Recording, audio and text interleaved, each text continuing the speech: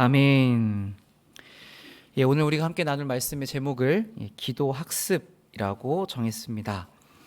사실 저는 이 학습이라는 말을 매우 좋아하지 않습니다. 왜냐하면 어렸을 때 제가 수학 학습지를 안 해서 엄청 혼난 적이 있거든요. 어머니가 얼마나 뭐라고 하셨는지 제가 지금도 기억이 날 만큼 혼나서 이 학습이란 말을 너무나 안 좋아하는데, 그래서 제가 다른 말로 바꾸려고 엄청 고민을 해봤는데 이만큼 잘 표현할 수 있는 말이 없어서 일단 오늘은 그렇게 정했습니다. 자, 여러분, 이 학습이라는 말이 가지고 있는 뜻이 무엇입니까? 배울 학자에 익힐 습자를 써서 배우고 익힌다는 말이죠. 저는 이 배우고 익히는 것의 차이가 무엇인지를 아마 초등학교 때 잠시 느꼈던 것 같습니다. 이 수학, 산수 다음에 이제 수학이 나오면 수학책과 수학 익힘책이라는 게 있죠. 그래서 저는 그때 왜 수학책만 두 개인지 그게 너무 싫었습니다. 가끔 이 수학 익힘책을 놓고 가가지고 선생님께 혼나면 수학은 왜 꼭 두 개여야 되는가 이런 생각을 했던 기억이 납니다. 자, 그런데 조금 더 자라서 생각해 보니까 여기에는 우리가 책을 통해서 수학에 대한 개념을 배우고 그 다음에 익힘으로써 계산을 익숙하게 만들어내려는 의도가 담겨 있다는 걸 알게 되었습니다. 자, 그렇게 함으로써 한 사람이 수학을 잘 배우도록 그렇게 구성을 해 놓은 것이죠. 자, 이것은 여러분 신앙생활에서도 마찬가지입니다. 내가 무언가를 잘 하기 위해 학습이 필요한 것처럼 우리 신앙에 있어서도 배움과 익힘이 있어야 합니다.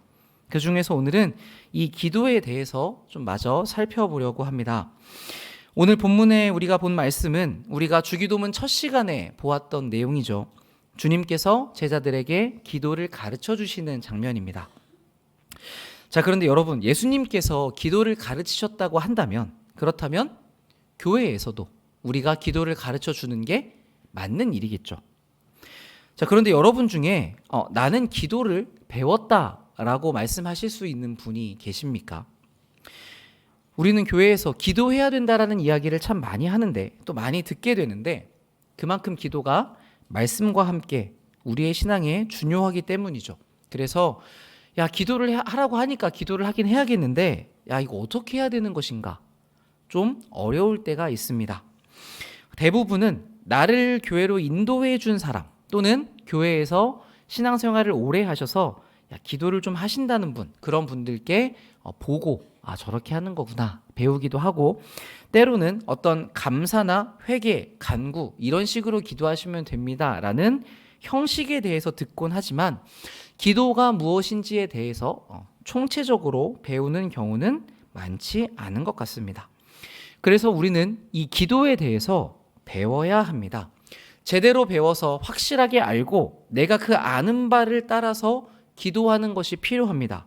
왜냐하면 하나님께서는 말씀을 통해서 우리에게 어떻게 기도하라고 가르쳐 주셨을 뿐만 아니라 이것을 바르게 이해하고 알 수 있도록 우리에게 이성도 허락해 주셨기 때문이죠.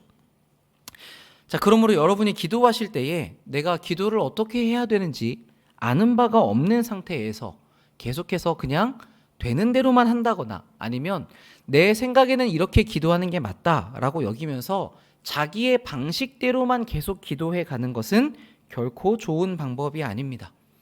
여러분의 지적인 배움과 의지적인 활동, 그 기도를 익혀 내뱉는 것이 우리에게 인격으로 드러나야 하는 것이죠.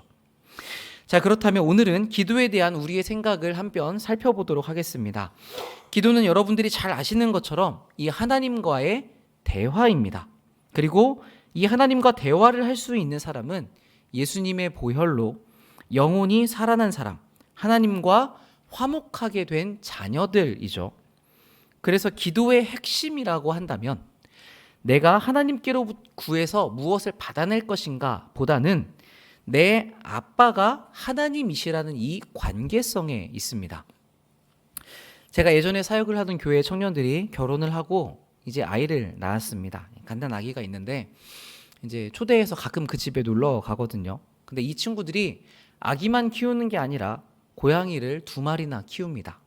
근데 제가 털 알러지가 엄청 심하거든요. 그래서 그 집에 가면 말을 할 수 없을 정도로 재채기를 합니다. 그래서 이제는 가기 전에 이제 곧 도착한다 이렇게 먼저 연락을 하면 이 친구들이 고양이를 불러다가 방에 가둡니다. 그리고 제가 들어가면 아이도 이제 잘 먹여서 좀 이야기 나누기 좋도록 잘 재워가지고 다른 방에 넣어두죠. 그럼 이제 제가 손님이긴 하지만 아무래도 이제 아기가 있으니까 깨면 어떻게 하나 이렇게 신경이 쓰이잖아요. 그래서 이야기를 좀 나누다가 아기 우는 소리가 들리면 아기 우는 것 같다고 빨리 가보라고 이렇게 얘기를 합니다. 그러면 이 청년들이 목사님 고양이 소리입니다. 저한테 이렇게 얘기를 해줍니다. 제가 봤을 때는 이 방에서 그 고양이들이 애옹거리는 소리가 진짜 아기 울음소리랑 비슷하게 들릴 때가 있거든요. 그런데 이 부모는 기가 막히게 그거를 구별하더라고요. 그러니까 제가 봤을 때는 기도가 이렇습니다. 우리는 하나님께 무엇을 주십시오라고 요청하는 경우가 많은데 사실 기도의 핵심이 이 부모와 자녀의 관계에 있는 것이죠. 아기는 부모를 향해서 밥을 달라, 재워달라, 기저귀를 갈아달라 이런 많은 것들을 요구합니다. 그런데 이 모든 요청은 일단 어느 바탕 위에 있습니까? 나에게는 이걸 해결해 줄 수 있는 내 부모가 있다. 이 바탕 위에서 그 요청이 오는 것이죠. 그래서 사실 우리가 생각하는 또는 우리가 말하는 기도의 응답이라고 하는 것은 하나님이 내 아버지가 되신다는 사실이 확실하다면 그 응답이 없을 수가 없는 것이죠. 내가 몰라서, 내가 인식하지 못해서 그렇거나 또는 우리가 우리의 어떤 기준을 세워서 내가 기도한 대로 하나님이 주시면 응답이고 주지 않으시면 응답하지 않으시는 거다. 이렇게 우리가 나누고 있어서 그렇지 이미 그 전에 우리가 아빠라고 부를 대상이 있다는 것, 그리고 그렇게 우리가 하나님을 부를 때에 곧장 모든 신경을 곤두세우고 나에게 집중하며 가까이 반응하시는 분이 있다는 것, 그 자체가 우리에게는 응답이 됩니다. 그래서 모세가 신명기 4장 7절에서 이렇게 말하죠. 우리 이 부분은 함께 읽어보겠습니다. 시작. 우리 하나님 여호와께서 우리가 그에게 기도할 때마다 우리에게 가까이 하심과 같이 그 신의 가까이 함을 얻은 큰 나라가 어디 있느냐. 아멘. 제가 기도할 때마다 종종 생각하게 되는 말씀 구절인데 생각하고 생각하면 생각할수록 이 말씀 구절은 참 더 감사하게 되는 것 같아요. 그 대단하신 하나님께서 우리가 뭐라고 우리가 기도할 때마다 이렇게 가까이 하시는가? 또 이렇게 가까이 하심을 입은 나라가 도대체 어디 있느냐? 너희가 유일하다. 이 사실이 우리가 기도할 때 참 큰 힘이 되죠. 하나님께서 내 모든 기도를 들으신다. 우린 이렇게 이야기합니다. 자, 그렇다면 여러분들께서 이렇게 말씀하실 때에는 이미 우리가 하나님의 응답이 있다는 것을 전제하고 있는 것이죠.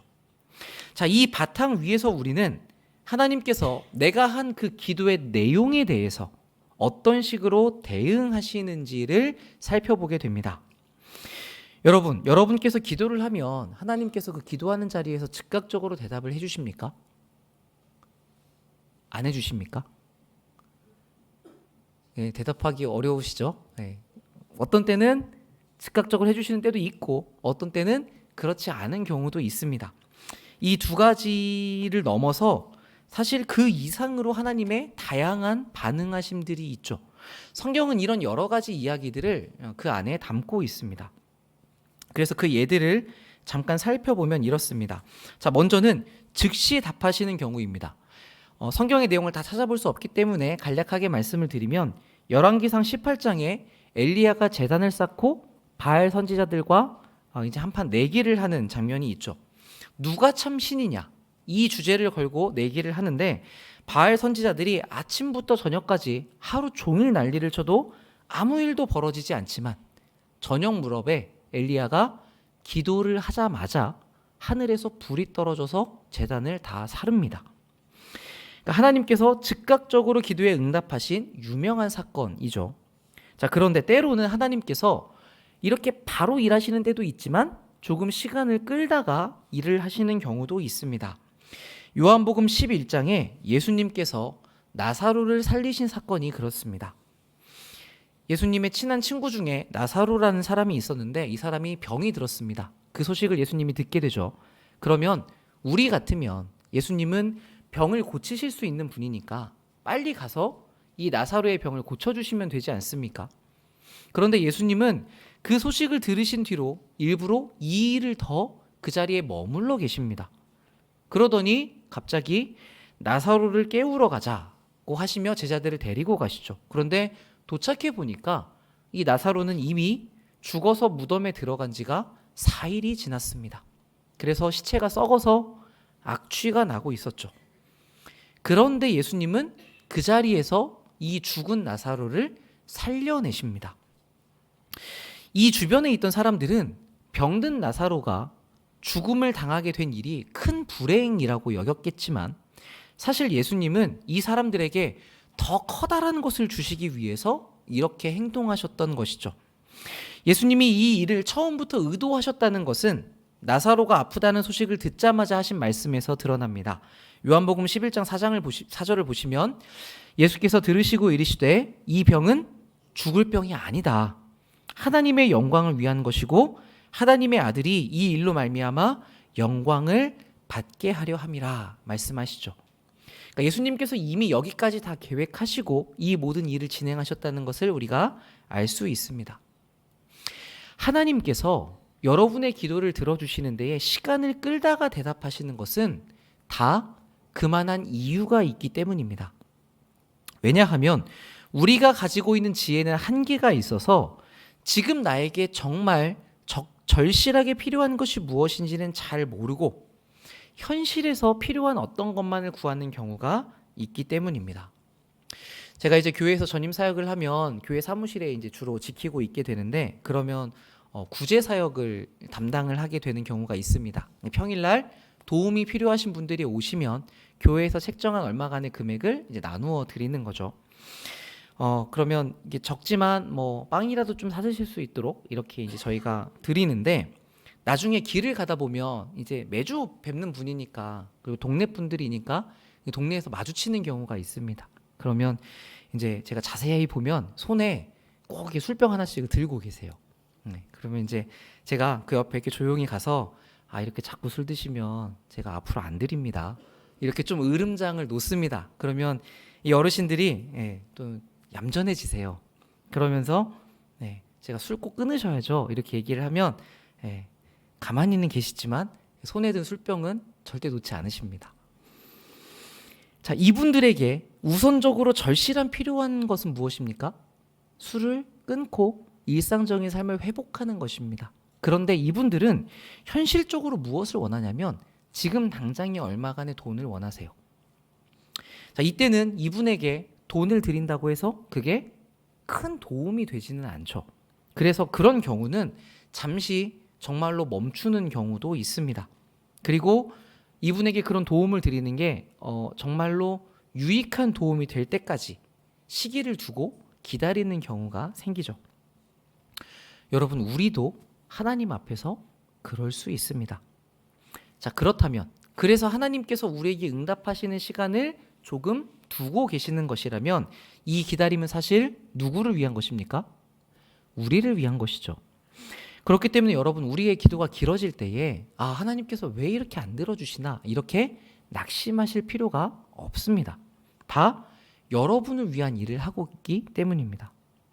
자, 여기서 조금만 더 들어가 보면 내가 쓸 것이 아니라 하나님의 영광을 구하는 기도에 대해서도 우리가 그 하나님의 나라를 구하는 일에 대해서 의미를 충분히 알지 못한다거나 하나님께서 우리를 사용하실 때 우리가 그에 좀 미성숙한 상황이라고 한다면 우리의 기도에 응답하시는 일이 조금 더 미루어질 수 있습니다. 만약에 내가 구하는 것이 하나님의 뜻과 일치하고 그리고 하나님께서 원하시는 대로 쓰시기에 내가 준비가 되었다고 한다면 하나님께서 우리에게 기도의 응답을 주지 않으실 이유가 없겠죠. 당장 주실 겁니다. 그런데 누구보다도 하나님께서 정말 그 응답을 주고 싶으신데 그런데 지금 받을 내가 아직 준비가 안 돼 있다면 그러면 하나님은 일단 그걸 주기 전에 이 받을 나를 먼저 준비시키시겠죠. 그래서 좀 시간이 걸릴 수 있습니다.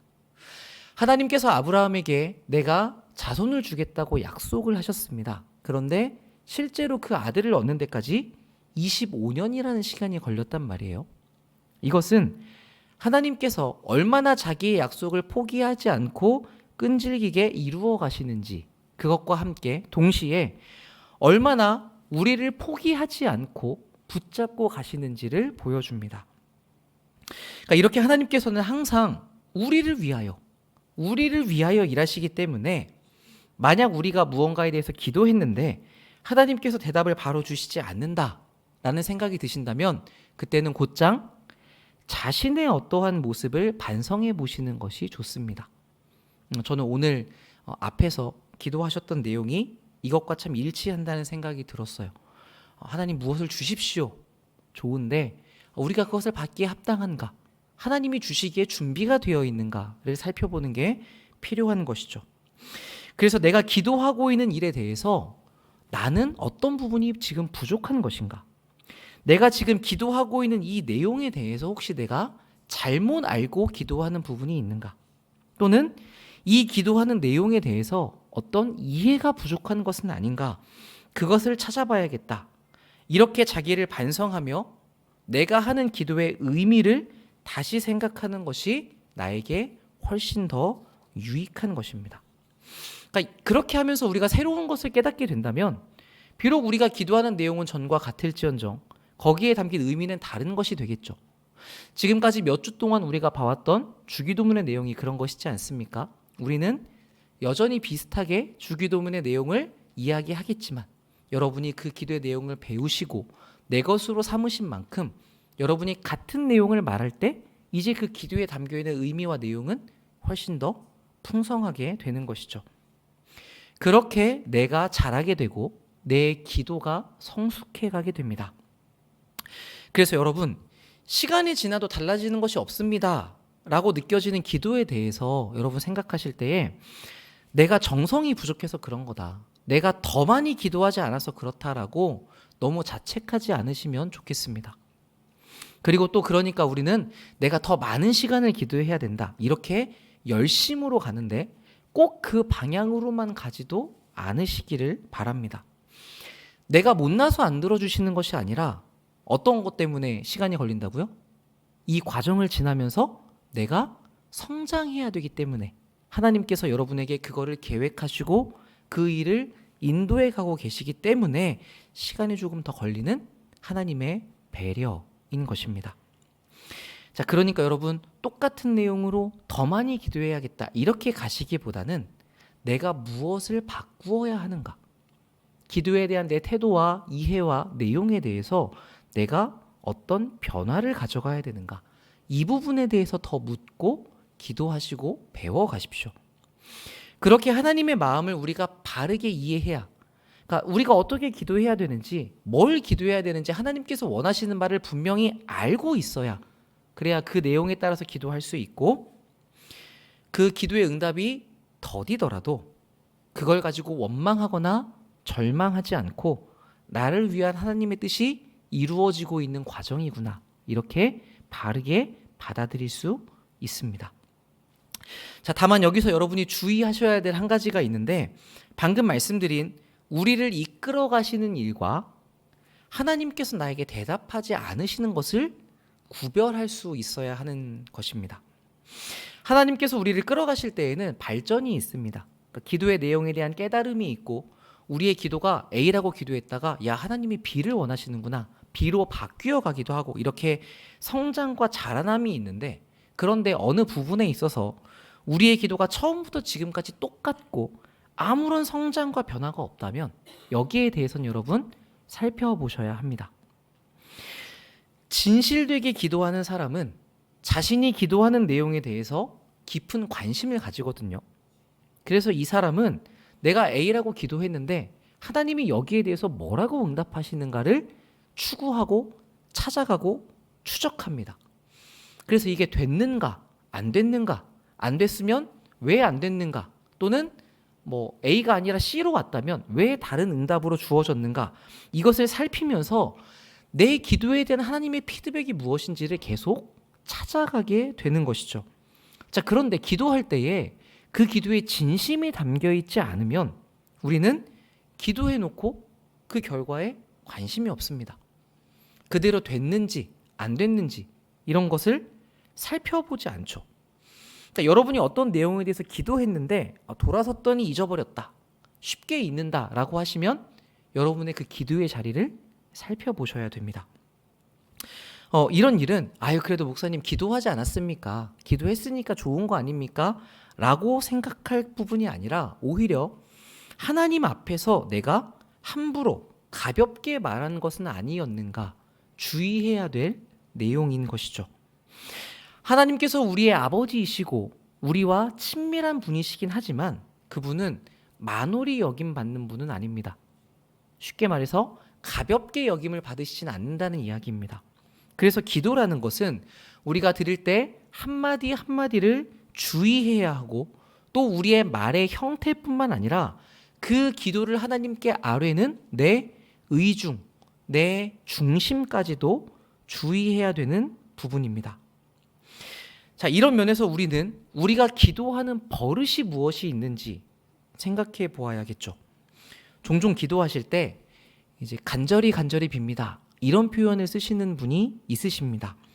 물론 우리 교회에서는 제가 아직 한 번도 못 들어봤기 때문에 이 예를 가지고 왔습니다. 찔리시는 분이 없으시도록 제가 이걸 가지고 왔는데, 그런데 기도할 때마다 말끝에 하나님 이렇게 해주시기를 간절히 빕니다 라고 반복하는데, 사실 내 마음이 간절하지도 않으면서 이런 표현을 쓴다는 것은, 그것은 내가 가지고 있는 일종의 습관과 말의 버릇이지 진실함이 담겨있는 기도는 아닌 것이죠. 비슷한 맥락에서 어떤 외교적인 기도도 생각해 보실 필요가 있습니다. 이제 제가 목회자이다 보니까 이 성도님들께 식사 대접을 받는 경우가 꽤 많이 있거든요. 그러면 이제 식사의 자리에서 보통은 기도를 합니다. 하나님께 감사의 기도를 드리고 더불어서 이제 식사를 대접해 주시는 분께 하나님께서 복을 주시도록 그렇게 기도도 하죠. 그런데 그때 많은 복을 베풀어 달라고 기도를 하는데, 그러면 거기 있던 모두가 다 기도를 마칠 때 아멘이라고 이야기를 하십니다. 근데 식사가 끝날 때쯤 되면 제가 어떤 내용을 기도했는지 기억하는 분이 거의 없으세요. 그렇죠? 그러면 이 기도는 어떤 기도입니까? 정말 우리의 마음을 담아서 그 사람을 축복했다기보다는 그 대접하는 분이 듣기 좋도록 한 기도일 수도 있는 것이죠. 우리가 기도한 내용을 전부 다 기억해야 된다, 그런 것은 아닙니다. 그렇게 되면 저같이 기억력 안 좋은 사람은 기도를 못해요. 부담스러워서 이거 다 외워야지 이렇게 되니까. 그게 아니라 내가 진심을 담아서 정말로 중요하게 하나님께 올려드린 기도는 적어도 바로 날아가진 않는다는 말씀을 드리는 것입니다. 그래서 여러분들 기도하실 때 누구 기도 부탁을 받으시면 정말 그 사람을 위해 간절히 기도하면 나중에 그 사람이 지나갈 때 잡고 물어보게 됩니다. 이렇게 기도 부탁하셨는데 어떻게 됐습니까?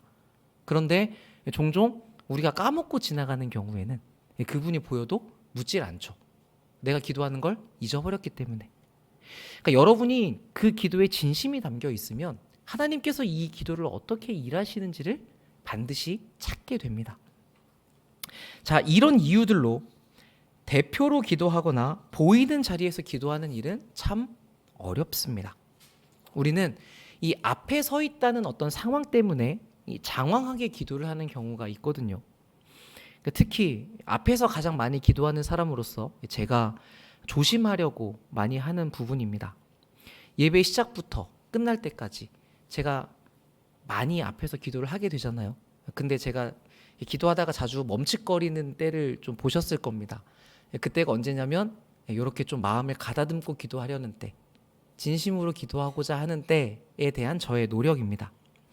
요즘에는 제가 금요일 날도 이제 기도 인도를 하지 않습니까? 그래서 기도 제목을 가지고 앞으로 나아올 때에 많이 고민합니다. 내가 정말 이 기도를 평소에도 드리는가? 내가 이 앞에서 잘 인도하기 위해 반짝 보여주는 것이 아니라 정말 평소에 기도하는 내용들인가? 이런 부분들을 점검하는 것이죠. 평소에는 기도하지 않지만 이 앞에서 무언가 보여주기 위해서 한다면 이게 얼마나 위험한 일이겠습니까? 예수님께서는 너희가 골방에서 기도해라, 하나님 앞에서만 기도해라, 이렇게 가르쳐 주셨는데 내가 사람들 앞에서 대단한 사람처럼, 잘하는 사람처럼 보이려고 한다면 이 기도는 내용을 떠나서 그 자체로 이미 위선이 되어버리는 것이죠. 그러므로 우리는 우리의 기도가 종교적인 문화 가운데에 얼마나 익숙해졌는지를 경계할 필요가 있습니다.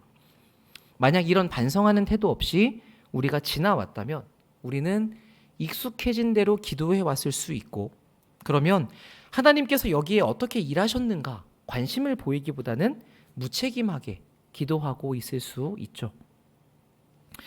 요즘 우리 교회가 기도의 시간에 함께 모이고 또 많이 모이고 합심해서 기도하는 부분들이 많아지고 있습니다.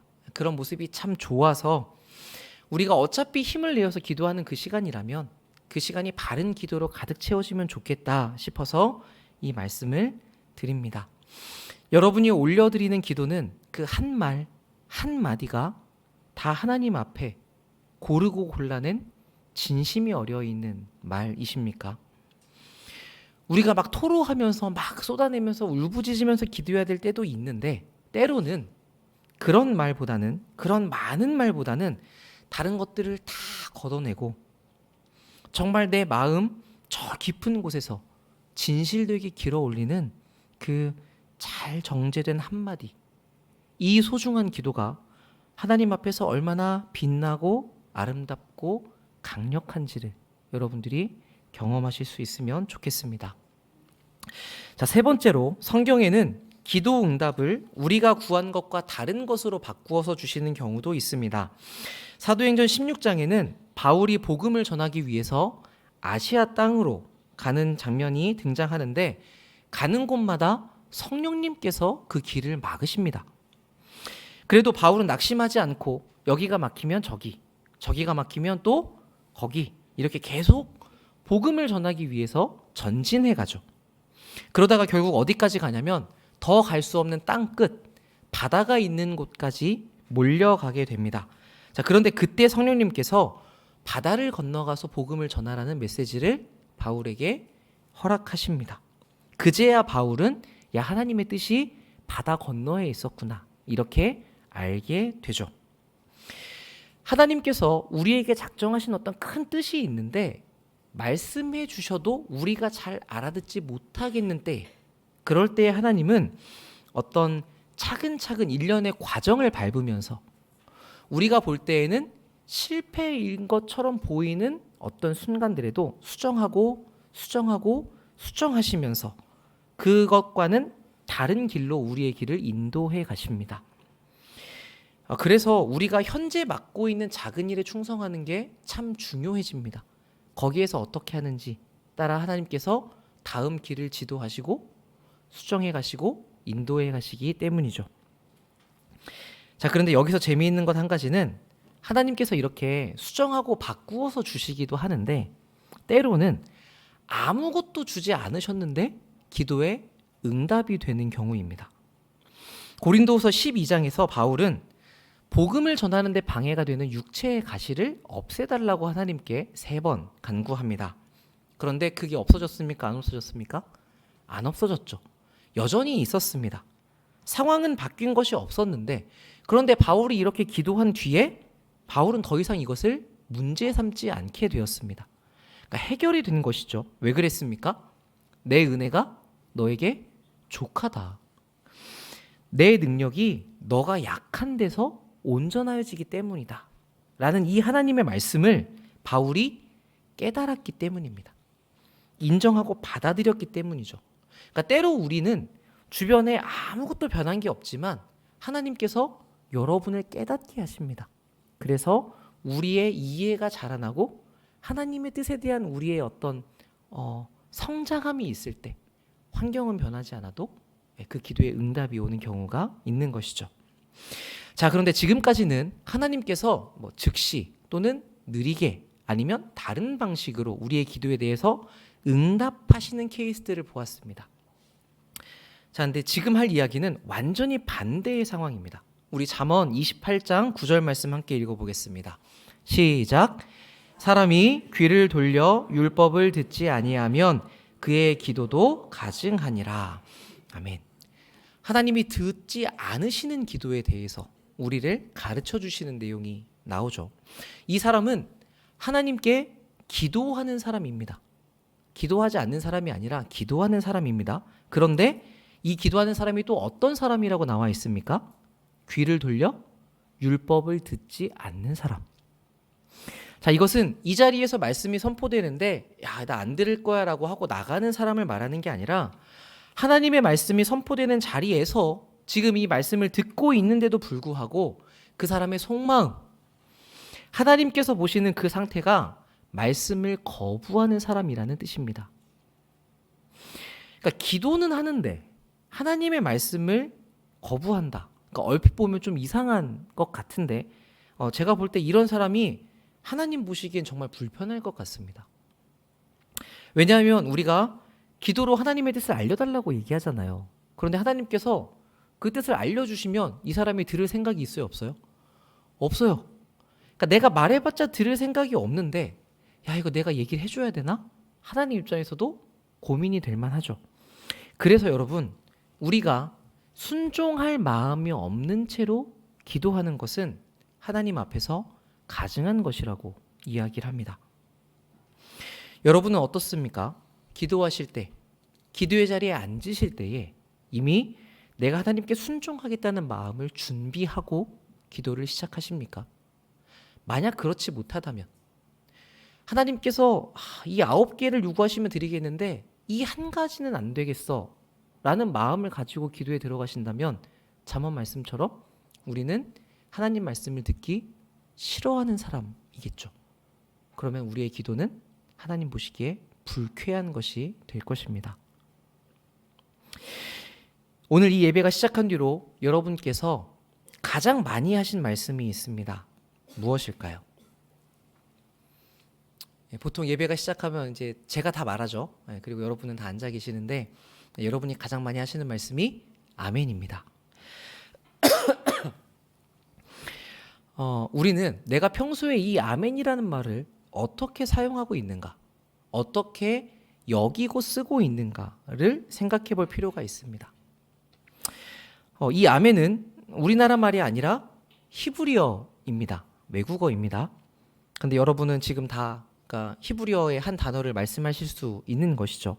자, 여러분 이 아멘에 담겨 있는 뜻이 무엇인지 아십니까? 예, 동의합니다. 그렇게 되기를 바랍니다. 그런 뜻이죠. 맞습니다. 자, 그런데 이 아멘은 성경에서 소리 나는 대로 아멘이라고 번역이 되기도 하지만 때로는 진실로라는 말로 번역이 되기도 합니다. 마태복음 6장 2절을 보시면 예수님께서 말씀하시다가 아랫부분 보시면 너희 앞에 나팔을 불지 말라. 진실로 너희에게 이르노니 이렇게 되어 있죠. 여기에서 이 진실로라는 말이 이 아멘입니다. 그러면 왜 똑같은 아멘이라는 말을 어디서는 아멘이라고 말하고 여기서는 진실로라고 번역을 하는가?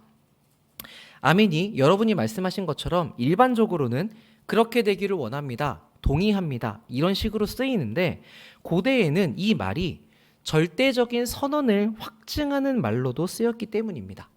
그러니까 아까 마태복음 6장 2절에서도 그렇게 쓰였죠. 확실하다. 진실로 말하노니 이거 내가 보증한다. 이런 뜻으로 아멘이 쓰인 겁니다. 자, 이 사실은 우리가 기도를 마치면서 다 같이 아멘이라고 할 때도 그렇게 되기를 원합니다. 라는 우리의 동의뿐만 아니라 그렇게 될 것입니다. 라는 확신의 의미도 있다는 것을 알려줍니다. 자, 그래서 이 다음이 중요한데 우리가 기도한 내용대로 하나님께서 들으셨고 하나님께서 그 기도에 반드시 응답하실 것이기 때문에 이대로 될 것입니다. 라는 것을 우리가 너무나 확신해서 그 확실한 일을 위해 내가 헌신하겠다라는 뜻이 이 아멘에 담겨 있습니다. 즉, 기도를 할 때마다, 기도를 마칠 때 여러분이 아멘이라고 말할 때마다 우리는 그렇게 하나님께 헌신에 대한 이야기를 말하고 있는 것이죠. 자, 그런데 여러분, 우리가 아멘이라는 말을 쓸 때 정말 그런 순종과 결단의 각오로 아멘이라고 하십니까? 자, 이렇게 말씀드리면 이제 아멘 안 하실 것 같은데 그러시면 안 되고 잘 해주셔야 됩니다. 우리가 기도하기 전에 내 마음을 잘 살펴볼 필요가 있습니다. 지금 하나님의 뜻과 나라에 대해서 우리가 기도의 내용을 잘 배워왔죠. 그래서 여러분 이제 우리의 필요보다는 하나님의 나라를 위해서 기도하고 계실 것이라고 생각합니다. 그런데 그렇게 기도를 바른 내용으로 하고 있는 나는 과연 하나님께서 말씀하시면 즉각 순종할 각오가 되어 있는가? 하나님의 나라가 이 땅에 임하게 해달라고 그렇게 기도하면서 그 일을 위해서 너가 가서 이렇게 좀 해라 라고 말씀하실 때 하나님 저는 그건 못하겠습니다. 이런 상황이라면 우리의 기도가 진실된 것이 아니겠죠. 하나님 앞에서 가증된 기도가 될 수 있는 것입니다. 제가 보니까 교회 안에서 어느 정도 신앙생활을 하면 신기하게 어느 정도의 기도를 할 수 있게 됩니다. 그런데 이 기도의 본질적인 부분은 시간을 아무리 들여도 항상 어려운 부분이라는 생각이 들었습니다. 그래서 예수님께서 제자들에게 기도를 가르치시면서 오늘 본문 뒤에 어떤 내용을 덧붙이십니까? 간청하는 자가 받게 될 건데 너희 하늘 아버지께서 구하는 자에게 좋은 것, 성령을 주시지 않겠느냐 이렇게 말씀하시죠. 성령님의 도우심이 없이는 우리가 바르게 기도할 수가 없습니다. 여러분이 기도를 잘하지 못하게 됩니다. 그냥 적당히 할 수 있습니다. 이런 이야기가 아니라 성령님의 이끌림이 없이는 우리는 한마디도 하나님 앞에서 바르게 기도할 수가 없는 것이죠. 그래서 우리에게는 이 성령님이 반드시 필요합니다. 성령께서 우리에게 일해 주셔야만 우리는 한 글자라도 바르게 기도할 수 있습니다. 그렇기 때문에 사실 우리가 기도의 자리에서 가장 먼저 집중해야 되는 것은 이 성령님일 수 있습니다. 여러분 자리에서 기도하시기 전에 그 기도의 시작에 성령님을 먼저 구하십시오. 그렇다고 해서 이 성령님이 어디 밖에 계시다가 그 순간 우리에게 들어오시는 그런 느낌이 아니라 우리 안에 내주하고 계시지만 이 성령님께 나를 내어드리는 것이죠. 그분이 나를 완전히 주장하실 수 있도록, 그래서 그분께서 우리에게 순종할 수 있는 마음을 허락해 주시도록 그렇게 성령님께 우리를 드리는 기도가 많이 필요합니다. 사실 어떻게 생각해 보면 우리가 기도하는 시간 중에 많은 부분은 이 성령님과의 그 기도여야 하지 않는가. 그래야 우리의 기도가 바르게 될 수 있기 때문에 이 부분이지 않나라는 생각이 들었습니다. 하나님이 원하시는 바른 기도로 여러분 더 나아가기 위해서 우리 성령님을 더 많이 구하며 성령님께 더 많이 내어드리며 계속해서 기도를 배우고 익혀가시기 바랍니다. 그렇게 여러분들이 기도를 학습해 가심으로써 하나님과의 그 하나하나의 실제적인 경험들이 쌓여가시고 그것을 토대로 하여 하나님을 기쁘시게 하는 참된 기도자의 모습에 가까워져 가시기를, 그래서 결국 그만큼 나를 더 하나님께 드릴 수 있는 참된 기도자의 삶이 되시기를 우리 주님의 이름으로 축복합니다. 아멘.